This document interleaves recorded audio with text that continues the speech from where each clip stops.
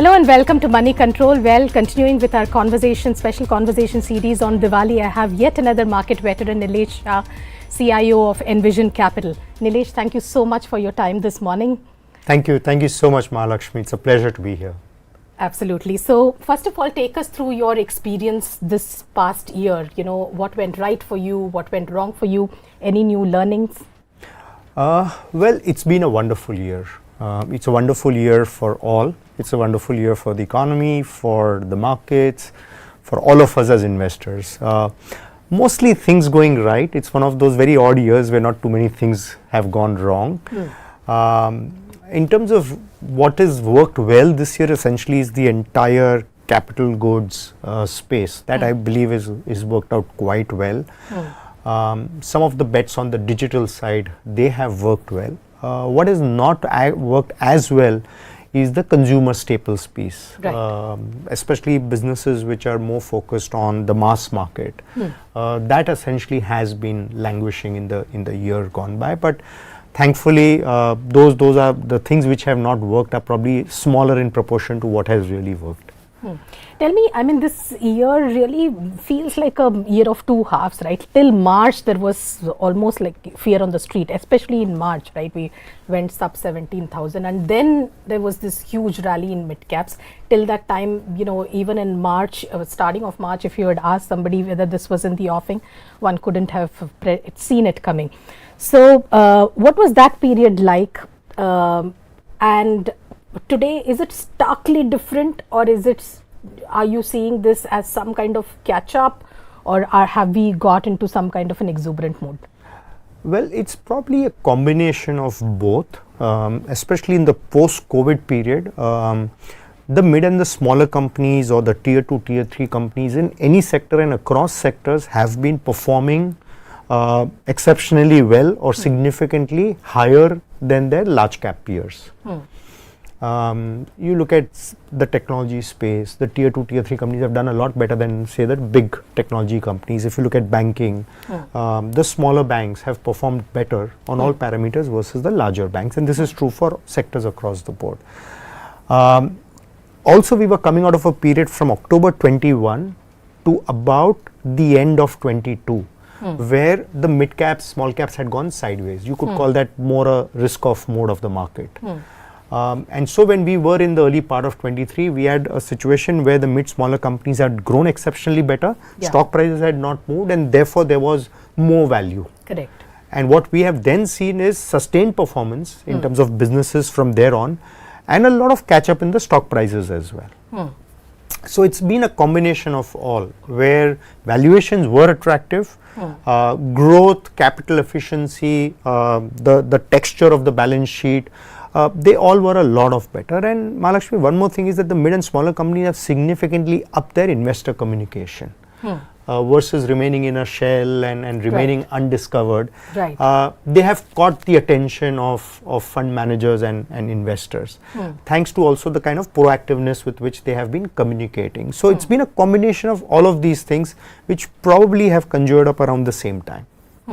So, but tell me more about this, because this is a very interesting point that, companies have upped communication. So, is that good or bad?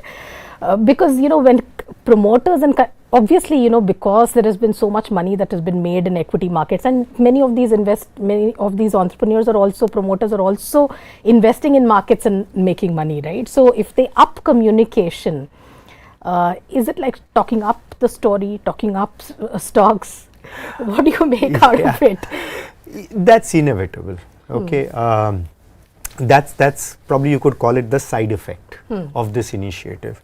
But the good part at least is that you are under a much larger scrutiny. You are under much wider scrutiny. You are open to being questioned. People are trying to understand your businesses in a very different way. Most of these earnings calls, I think there are very pointed questions around how is this quarter going to be, how's the next quarter going to be, how has growth been, why is it lagging, competition, margins, cash flows, governance, so many things. So the positive side of it, I would look at it, is that I think managements are essentially not just saying this is my business, please keep off, versus that I think they're saying is, look, this is my business, but please feel free to ask me what you want, and I'm open to public scrutiny. And that to me, I think, is a positive step, or I would probably call this a giant leap forward from those hundreds or thousands of mid and small cap companies. And that, I think, bodes well, that augurs well. Right. And how do you read into, there was this period, I think around August or so, when there were a lot of block trades that happened, a lot of promoter stock got into the market. Of course, private equity also, because they were looking for exit. So how do you read into promoter blocks coming into markets and in such large numbers? So yes, I mean, a supply of anything is always not necessarily a good thing. And there are two things. One is that there are buyers who want to buy, and either you issue them fresh stock. Obviously, the company takes in capital, but if the company doesn't need the capital, what does it do with it? So that can either lead to your capital efficiency getting more subdued, or it could lead to capital misallocation. And you would end up taking suboptimal decisions, or decisions which are potentially disastrous from the long-term trajectory. That's one side. The other side, of course, is saying of course, there are buyers. And there are promoters who essentially are willing to oblige and give the stock, which I think is less of a problem versus companies issuing capital, taking money when they don't need the money. I think also, Mahalakshmi, for a lot of the promoters, it's been a long, arduous journey of 10, 20, 30 years of having built a business. Right. Okay. I think it's only fair that they basically chip away, they take some money off the table so that they and their families at least are financially secure. Right. And I don't think one should grudge them against this. Right. Right. I think that's perfectly. No, it is not. It's not about grudge. I think it is about signals, because most of the time insider sales is interpreted as a sign of market speaking out or a business speaking out, at least in the intermediate term. So in that context, should we be reading it like that, or are there other dynamics at play? So we shouldn't read too much into it. So I think, Mahalakshmi, in several of these cases, the markets have positively surprised even the promoters themselves. Right. Okay. I don't think any of the promoters thought that we would one day become a $100 million, $1 billion, $5 billion kind of company. Maybe also in their minds, probably they think that yes, it's been really good. Might just be a good time for us to essentially take away something and essentially at least be financially secure. I think in most cases it's more about these promoters having come a long way and wanting to now be financially secure. I think it's more of that rather than them saying is that this is, because if they thought that it's now this is the peak or this is the end of it, they probably would want to look out for strategic sales. And we're seeing is that strategic sales, which is complete lock, stock and barrel wanting to sell out, those transactions yet are very rare. I would probably get worried when, promoters wanting to completely sell out their business, that probably might be a more worrying sign than, them wanting to just sell off 2%, 5%, 10% of their business. Sure. Another big picture question before we get into, sectors and stocks and pockets of value, etc. Is this, there is this a statistic that was in focus a couple of weeks ago, which is that, there are about, 420 odd active mutual funds in the country focused on equities. And the number of stocks, the universe of stocks that equity funds put money in is just about 380 odd or something. And this number itself, over the last 15 years has not gone up. It was about 250, 260 about, 15 years back. Today is about 380 or so.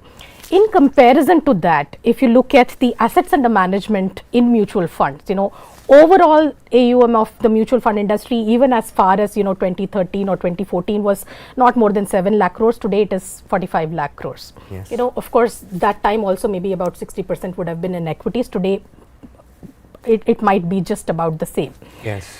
So when you look at the leap in the assets under management and the leap in the markets, it looks like assets under management have gone manifold. Markets have gone, at least 4 times. And stocks, the universe of stocks they invest in has gone up not even twice. Right. How do you explain this? And we say that, there is a large runway of growth.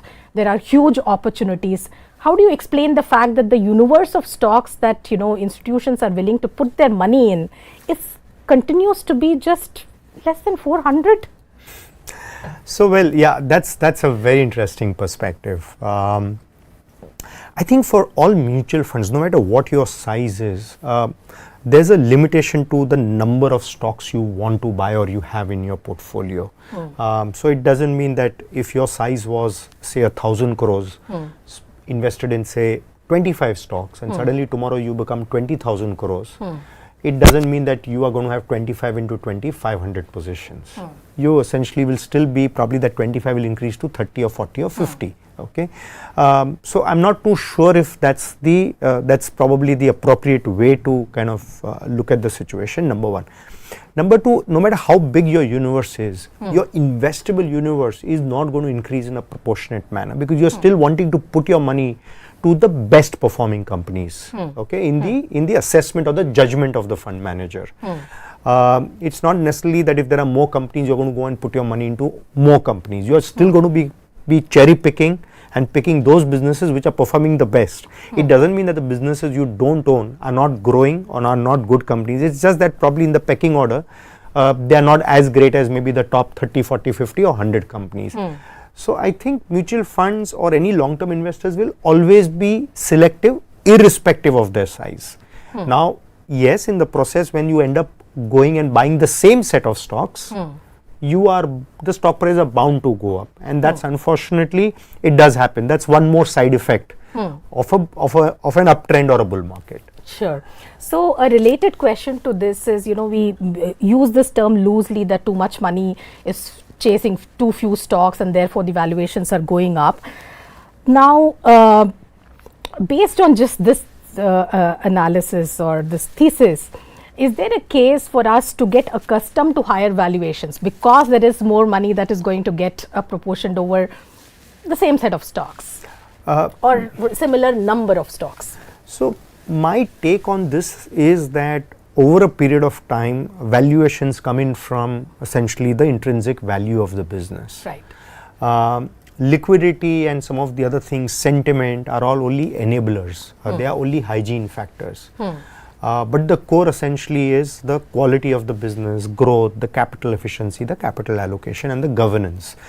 These are the only drivers of long-term value. And my take is that the best times for India lie ahead. We are probably the only large economy in the world growing at 6-7% in real terms and 11-12% in nominal terms. China is probably growing in nominal terms is growing at half the rate. Maybe the United States is growing at a fourth of the rate at which we are going. And along with that, there is continuous improvement in the regulatory framework. Our markets are becoming a lot better. I think companies are governed better, governance standards are better, communication is improving.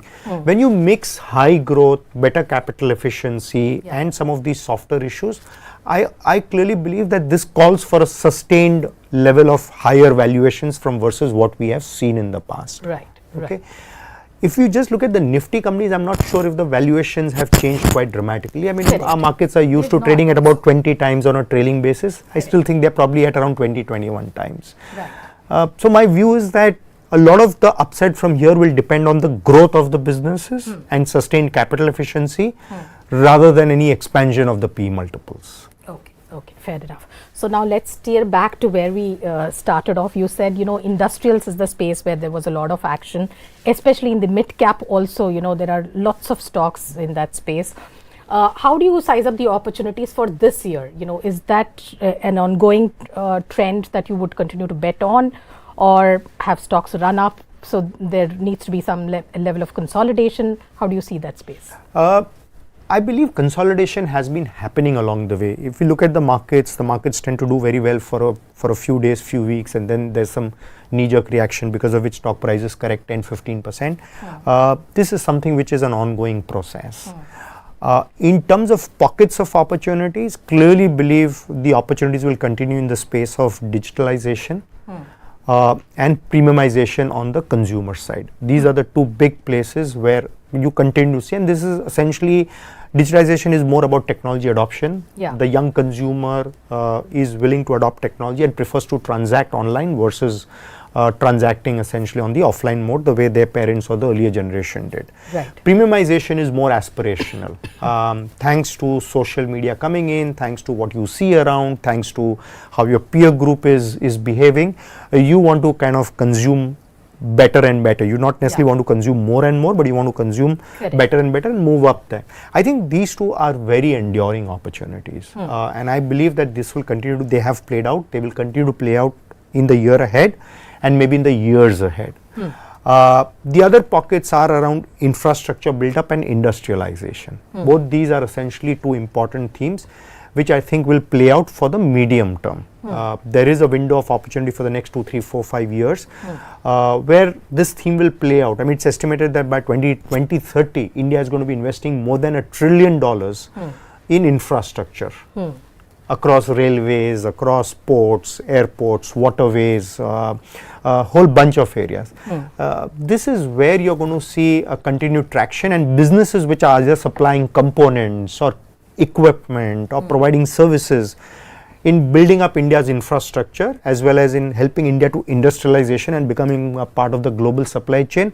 These are some of the themes, some of the pockets, some of the sectors which I believe will outperform in the year ahead and in the years ahead. Sure. And in the mid-cap space, do you still see value in these pockets? Oh, absolutely. I mean, this is, I think as long as there is growth and capital efficiency, I think they will continue to perform. In the last 1 year or so, returns have also come in from P expansion. Yeah. But I don't see room for that going forward. And so companies which will continue to grow will continue to essentially reward investors. Companies which do not grow or falter on growth or deliver below expectations, I think those are the kind of companies where the markets can also get equally ruthless with them, where they could get punished and stock prices could essentially have a collateral damage. So one has to be very careful from here. You are almost like kind of priced to perfection. It will have to be a 10 on 10 performance. Any kind of so you're saying with respect to industrials or with respect to all? I think across the board. I think across the board. There is no room for complacency or there is no room for disappointment. India is a growth market. These sectors have become growth sectors, and in growth opportunities, there is no room for disappointment, especially with the kind of up move that we have seen in valuations over the last year or so. So one has to be very careful. One will have to be more selective. This uptrend, this bull market could get narrower and narrower. So you could actually see more concentration happening, because after a particular point of time, not all companies will grow at the same pace. Correct.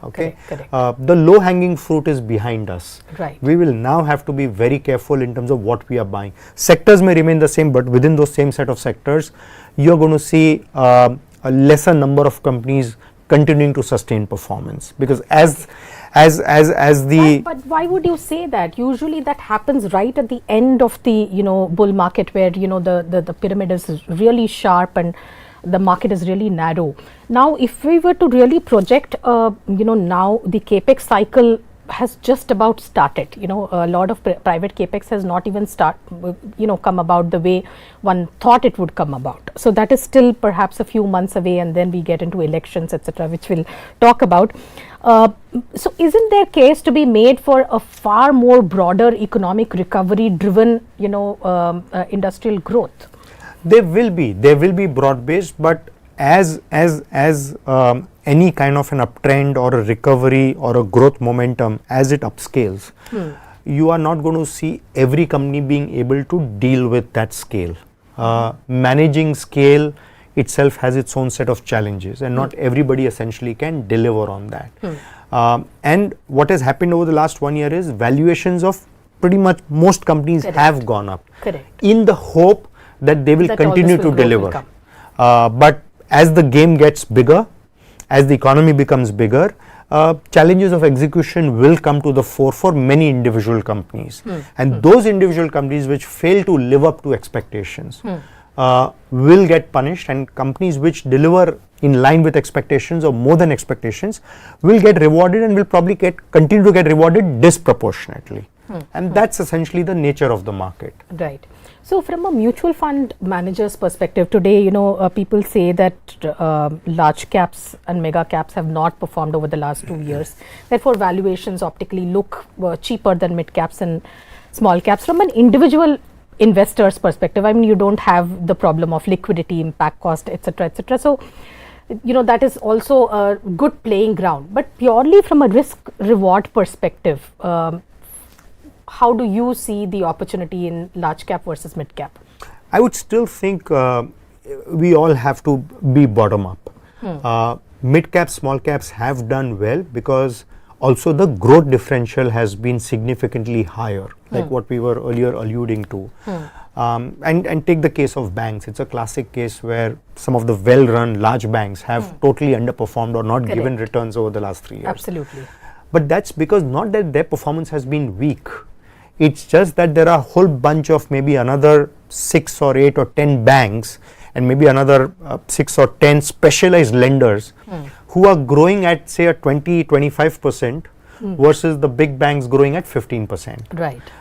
The smaller banks, specialized lenders are also improving their ROE. Right. They are preserving their asset quality and have restored and repaired their balance sheets. Correct. Versus the damage which had happened in the COVID period. Right. I think so when that happens, I think that's the time investors say that, why not be in these versus the large cap? We do not want to be in large caps just because they are large caps. Right. We want to be in pockets where there is higher performance in a relative terms.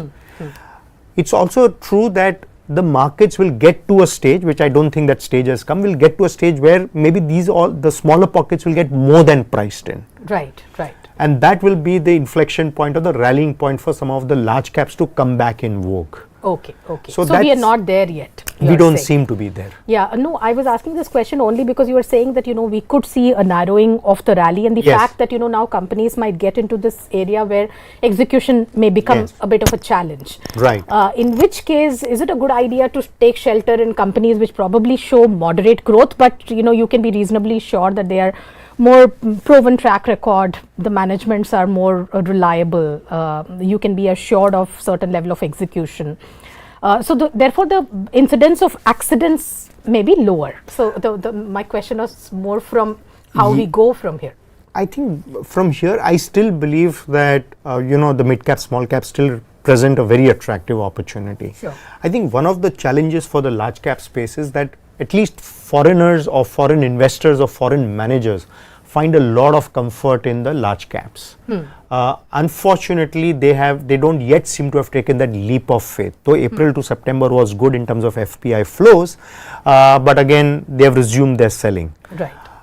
It's quite likely that they're waiting for the outcome of the 24 elections. Right. While we here on the ground don't think of that as so much to be a challenge, but I think in their minds, they do wait for some of these events. They want to essentially be past the uncertainty. My view is that maybe once there's even a better sense on the outcome of the 24 elections is when you will see a lot more money coming in from the foreign investors. Sure. And when that happens, you would again see the large caps at least regain some of the lost form.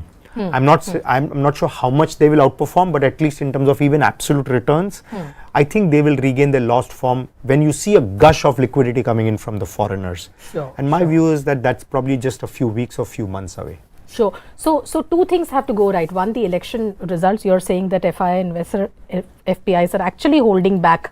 Yes. And letting this pass and want to be more certain about who comes to power and with continuity of reforms and so on and so forth. And of course, what's your view on the rates? Is that still an overhang? Wait and watch. Risk from US Fed? No, I don't think that's kind of a risk, and I think the way the yields have behaved in the last few days, I think market is taking that leap of faith that the US Fed is done with the rate cycle. That's basically, I think, seems to be the consensus view. Though higher for longer still remains, in the sense that it's not that the rate cut cycle is going to start anytime soon, right. But it's quite likely that we're probably seeing the peak. Just that from the peak we may just get into a plateau mode where we may not see any hikes beyond this, but it may also imply that there may not be any significant cuts. What we have to watch out for in 24 is how the US consumer behaves. If there's a slowdown, then that could be an important trigger point for the Fed to start cutting rates. But I still think that's some time away. We will have to live with this environment of elevated rates. Okay, cool. Any obvious pockets of value or pockets of exuberance that you see in this market? From I think value, I think it still continues to be, I think, across the board. Again, areas like digitalization or the infrastructure, industrialization space, I think that continues to be good. I still think financials look very attractive. I think the runway of growth for them is still very, very long. But in the mid small cap space, you're saying still? I think the specialized guys. I think I think the days for universal, generalized players, I think, is behind them, because every consumer, including your borrower, is looking for value in you. Right. They're looking for better experience, better rates, better pricing. Right. So all of that. Pockets of exuberance, I probably think that the electronic manufacturing space, EMS, I think they will witness good growth, but probably the markets are expecting them to grow at 30, 40, maybe 50% CAGR for the next 10 years. Which is, but which I'm not quite sure. I'm not sure if it's going to be linear. Number one. Number two, mind you that it's a B2B business. Your customers are always going to, in a way, push you against the wall. Yes. For better deals, for more price cuts, for longer credit periods, which means pressure on your working capital cycle. And keep in mind that you are going to be doing the heavy lifting on behalf of your customers, because they want you to set up the facilities, invest in factories, invest in brick and mortar, invest in machines, which means that it's a business which is going to have growth, but I'm not too sure if the capital efficiency is going to be as great. And the valuations at which they are trading in, they again are priced to perfection. So if there's any slippage in any quarter or any year, the market's reaction could be brutal. Sure. So that's one area that one will have to be very careful about. Sure.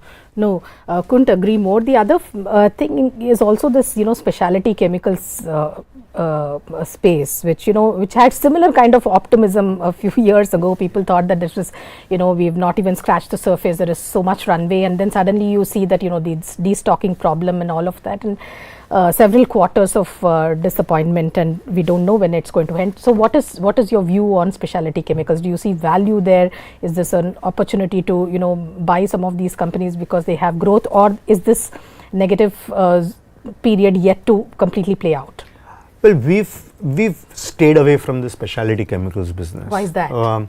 Because I don't think that was one of the key trends in this China plus one. Yes, but I don't think there's anything specialty about specialty chemicals. Okay, these are chemicals. Period. They are commodities. They are cyclicals. There's nothing specialty about them. Okay, you're just manufacturing. Yes, in between the demand-supply equation turned favorable in terms of you as a producer. And you had a good time in that period where you basically had a pricing power and you had better margins, but that was about it. That's how any commodity will behave. I don't see this any different from, say, a steel company. So there's nothing specialty about them. And my view is that the valuations in still some of them again are priced to perfection, and we have seen that over the last maybe 4 quarters or so. There have been slippages, their performance has not been great, and we've seen that they have underperformed. And my view still is that they will continue to underperform for some time till margins bottom out. It also has the same challenges that you need to keep investing in capacity. So there are no free cash flows for your investors to basically harness or harvest. So it's that typical all the callings of a B2B capital intensive business and a cyclical business, which is hard to predict, and you don't know which part of the world new capacity is going to come up. We think that we are totally entitled to that capacity and to that space, but you really don't know when China will again come in or any other country will again come in. And so it's hard to kind of take a long-term view. Right. You can take a view quarter by quarter, so you keep living by every quarter. But beyond that, I don't think these are great long-term investment opportunities. Yeah, not compounders. Sure. Talking of which, how about these new age companies, Zomatos of the world, Paytm, PB Fintech, all of these stocks, at least these 3 stocks have done exceptionally well in the last year or so, right? After, of course, the sharp correction. But not all, Nykaa, for example, has not been a performer. So how do you size up that opportunity? Is it still worth considering at these levels, or again, easy money is gone? No, this is a very interesting space. I spoke about digitalization, and clearly these are the companies which have essentially been at the forefront of digitalization. And my view is that they are all addressing very large underserved market opportunities. And they clearly have an edge in terms of having the early mover advantage. They have done a lot of things, they have learned, and they have become better and better, and are having a pretty nice solid market share. So for now I would think that they do have a moat. And these are actually strong consumer franchises. It's just that we think of them only as new age or online, but these are consumer franchises. It's just that 20-30 years back HUL, Nestle, Britannia were consumer franchises, and the moat was around the distribution network that they had on a pan-India basis, which means they reached pretty much every city, every suburb, every small town of the country. I think this is also distribution moat only. This is exactly, but it's technology. But it's technology-led distribution moat which they have. Right. So I still believe that these are great businesses, and they are opportunities which will play out. Just that we have to keep in mind that the disruptors are also vulnerable to disruption. So one has to really watch out for that as the big risk. That it's not like saying, okay, fine, nobody can come in. Unlike, say, a traditional consumer company where it's hard for anybody else to totally disrupt your distribution network.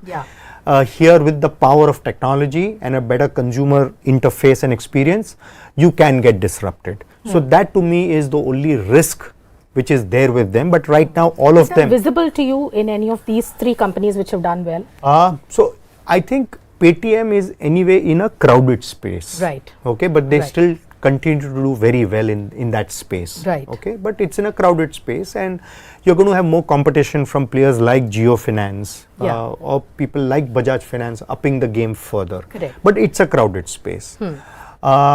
Zomato was a duopoly, remains a duopoly, and even so many quarters have gone by, but we see no third player wanting to even come into this space. Right. Okay, so it clearly looks to be a space where the moat seems to be more enduring. PB Fintech again still continues to enjoy a disproportionately higher market share, and we own PB Fintech. It continues to enjoy that, but there is the Bima Sugam platform which is expected to come up, and who knows, the jury is out there.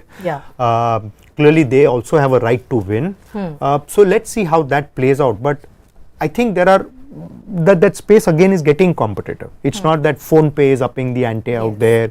Many other players are coming in, but that's been the nature of the game, that every year you see players coming out there wanting to compete, but still I think PB Fintech has still been doing an amazing job both with Policy Bazaar and Paisa Bazaar. So I think competition will be there. Let's see how these managements respond. So these are not stocks, of course I'm sure you track all stocks very closely, but this is, you cannot take a call with any level of conviction that you will hold it for 2 years or 3 years. You have to just be on your toes. How do you look at it? For example, even in Zomato, can it be challenged by ONDC? Bima Sugam again, is a threat, but like you rightly said, right now we are not able to see whether they will really challenge, challenge, whether the consumer user interface will be as good or, but at least looking at Paytm, the way the company started and what its business model was and what was thought of as the addressable market to how it all changed when it actually came to the public markets is completely different story, right? So how do you assess these risks, and how do you assure yourself, or do you have shorter time horizons? We always say invest for the long term, but are these stocks, do you think about it in reverse, that take shorter term calls and then keep continuing with it? So the way we've at least kind of looking at this space is that essentially be guided by the long term opportunity. Okay, the long term opportunity is humongous. Okay, and have these players done things right to address that long term opportunity, but at the same time be obsessed with the risks and the competition and the potential disruption in the short term. So it will continue. You'll have to keep doing the balancing act, that on one hand be mindful of the long term opportunity, but don't lose sight of the emerging risks in the short term, and that's probably the way an investor will have to continue to look at these businesses. Okay, fair enough. And you didn't mention Nykaa. So what's your take there? I think that space is probably more vulnerable to competition. It's a very exciting space.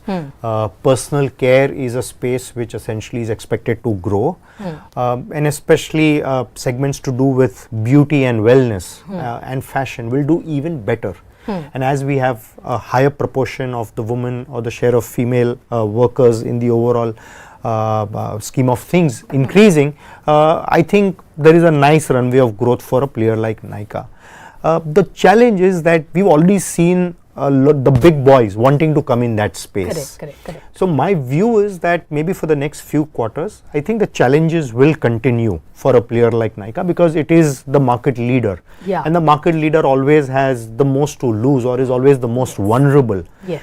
But if Nykaa can manage this challenging situation really well, Nykaa has the chance to emerge even stronger after dealing with this competition. Sure. So the jury is out there, and let's see.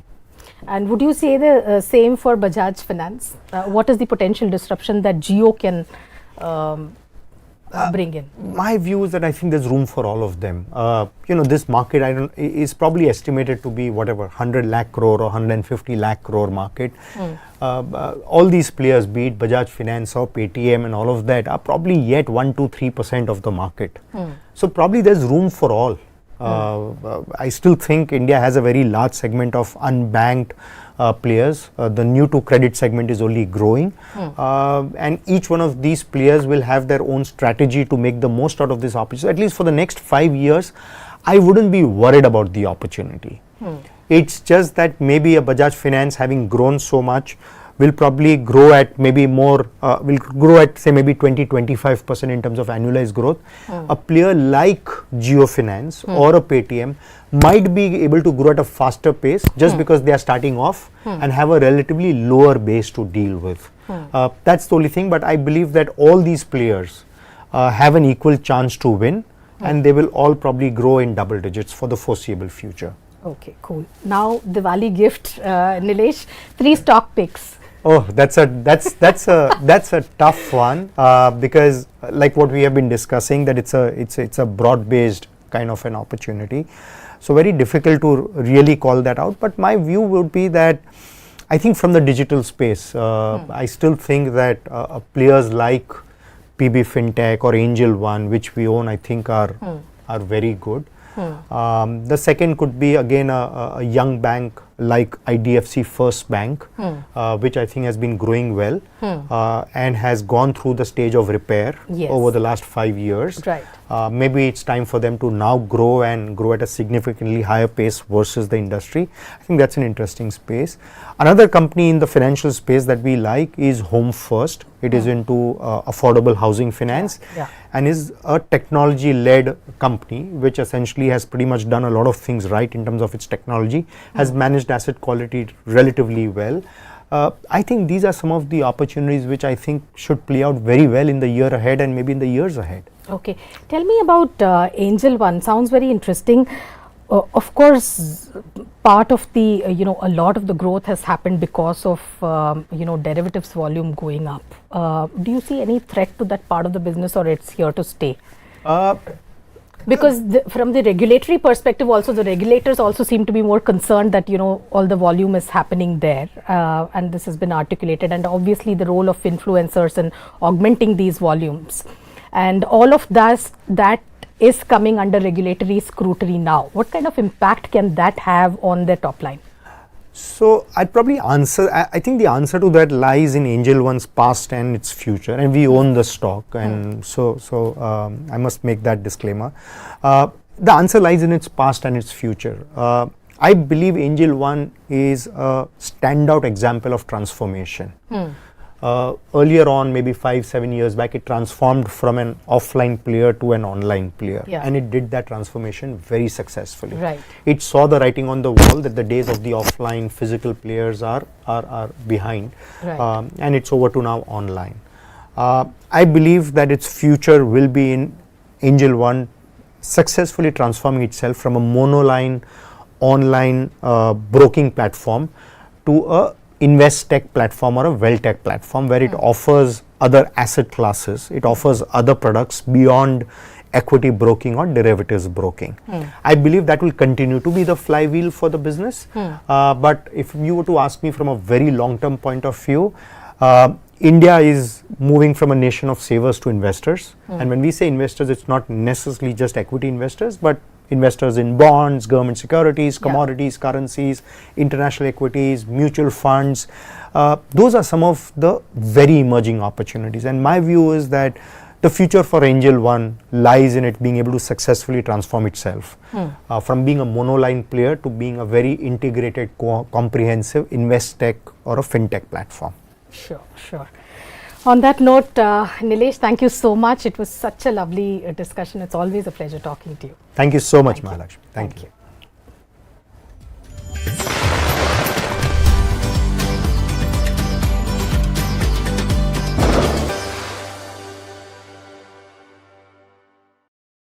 We have the best Diwali party in town. Stocks, songs, patakas with some of the most admired investors on the Lal Street. Diwali is not just about lights, it's also about illuminating your financial future. So join me in our exclusive Diwali stock market extravaganza. We'll dissect the market trends, unwrap hidden opportunities, and light up your portfolio with expert insights. In the spirit of Diwali, come discover some hidden gems that can light up your investment journey. From Diwali picks to strategic play, we've got you all covered. Don't miss out on the financial fireworks. You don't want to miss it. See you on November 10th, 4:30 p.m.